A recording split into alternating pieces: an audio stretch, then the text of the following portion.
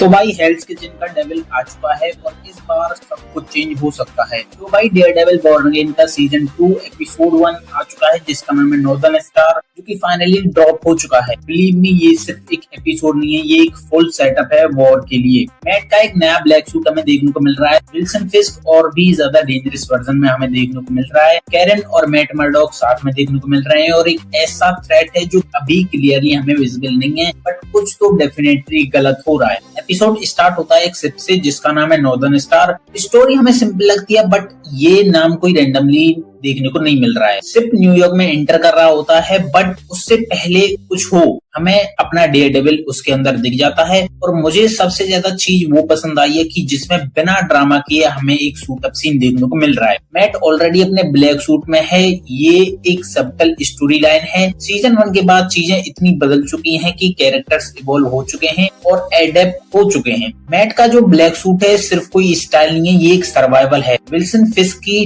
Task force उनको Hunt कर रही है और अगर रेड सूट में रूफटॉप पर घूमेगा तो इजीली स्पॉट हो जाएगा। इसीलिए ब्लैक पेंट के साथ हमें वो देखने को मिल रहा है। लॉजिक यहाँ पे सिंपल है कि जब मैट देख नहीं सकता तो कोई और उसे क्यों देखे। और फाइनली चेस्ट पे हमें डीडी यानी अपने डेयरडेविल का लोगो देखने को मिल रहा है, जो कि काफी ज्यादा कॉमिक एक्यूरेट डिटेल है। हमें यहाँ पे कॉमिक रेफरेंस भी देखने को मिल रहा है जिसमें शेडोलैंड स्टोरी लाइन से, जहाँ डेयरडेविल हैंड निंजाज का लीडर बन जाता है, बट क्लियरली शो उस डायरेक्शन में नहीं जा रहा है। मैट कंटेनर चेक करता है, चाइनीज मार्किंग दिखते हैं, बट हिडन पैनल के पीछे एक्चुअल कार्गो जिसमें हमें वेपन्स देखने को मिलते हैं। और हाँ, शो अभी भी अपनी आर-रेटेड ब्रूटैलिटी मेंटेन कर रहा है। तो डेयरडेविल का जो एटीट्यूड हमें देखने को मिल रहा है वो प्योर आर्कम बैटमैन वाइब जैसा लग रहा है, जहाँ पे वो कहता है कि मैं मारूंगा तो नहीं बट तोड़ जरूर दूंगा। एक विजुअल शॉट में मॉनिटर्स वाला जूम आउट हमें देखने को मिलता है जिसमें सेम टेक्निक जो सीजन 1 में यूज हुई थी। और यहाँ एक इंटरेस्टिंग डिटेल भी हमें देखने को मिलती है। डायरेक्शन स्टाइल काफी ज्यादा सिमिलर है लोकी सीजन 2 के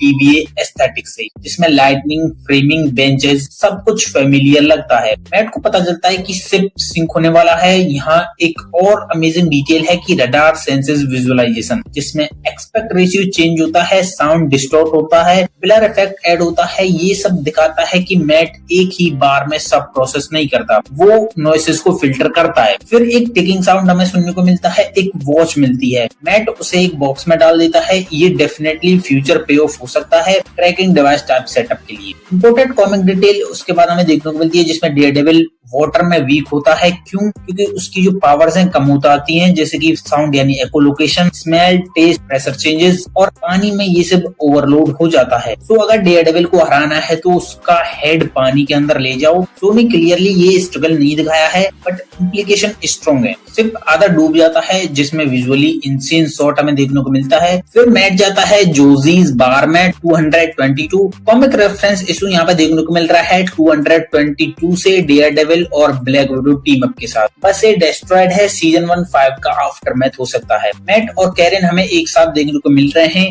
रियल लाइफ जी रहे हैं। कैरन ट्रेनिंग कर रही है और हो सकता है ये इस सीजन में फाइट करे, जिसमें मल्टीपल विग्स हमें उसके देखने को मिलती है, यानी उसकी जो पहचान है उसे छुपाने के लिए। उसके बाद हमें रेडियो फ्रीक्वेंसी देखने को मिलती है जो कि है 2465, जिसका रेफरेंस हो सकता है अप्रैल 1965 से। फर्स्ट टाइम डेयरडेविल ने रेड सूट पहना था कॉमिक्स में, इससे पहले येलो सूट पहना था। कैरन कॉल करती है किसी को जिसका नाम होता है जेस। क्लियरली हिंट है, हो सकता है वो जेसिका जोन्स की एंट्री हो। फिर काफी ज्यादा फ्यूरियस हो चुका है, शिपमेंट उसका था। और फिर एंट्री होती है एक नए कैरेक्टर की जो भेजा जाता है वेलेंटिना एलेग्रा डी फाउंटेन के थ्रू। कनेक्शन एस्टेब्लिश्ड होता है अपकमिंग थंडरबोल्ट टाइमलाइन से। टाइमलाइन का अगर बात करो तो सीजन 1 जो था वो था 2025 में, और टाइम जब हमें देखने को मिल रहा है 2026, क्योंकि सीजन 2 2027 में एंड होगा, जिसमें हमें हो सकता है ये थंडरबोल्ट का सेम पीरियड हो।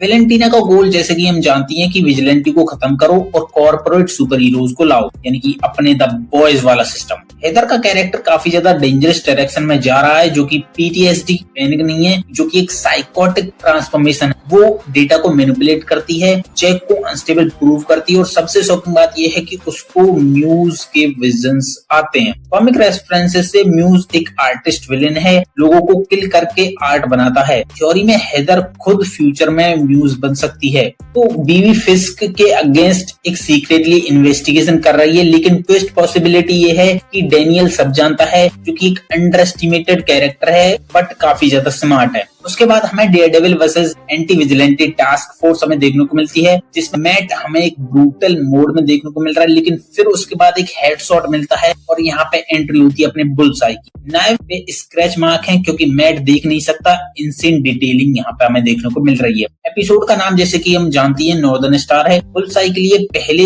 जूली उसका नॉर्थ स्टार थी, अब मैट मर्डॉक है जो कि उसके थ्रू ऑब्सेस्ड है, इसीलिए वो हर जगह प्रेजेंट है, जो कि हो सकता है वो उसे देख रहा हो। अगले हफ्ते 2 नए एपिसोड एक साथ ड्रॉप होंगे, तो क्लियर है कि एपिसोड 3 जो होगा उसमें कुछ बड़ा देखने को हमें मिल सकता है। ये सिर्फ हो सकती है बिगिनिंग हो, वॉर अभी स्टार्ट ही हुई है। अगर तुम्हें ये ब्रेकडाउन पसंद आया हो तो लाइक, शेयर और सब्सक्राइब जरूर करना और रेडी रहो, क्योंकि हेल्थ किचन अब सेफ नहीं है। तुम्हारे क्या रिएक्शंस थे इस एपिसोड को देख के कमेंट में जरूर बताना, एंड ऐसे वीडियोस के लिए सब्सक्राइब कर लेना।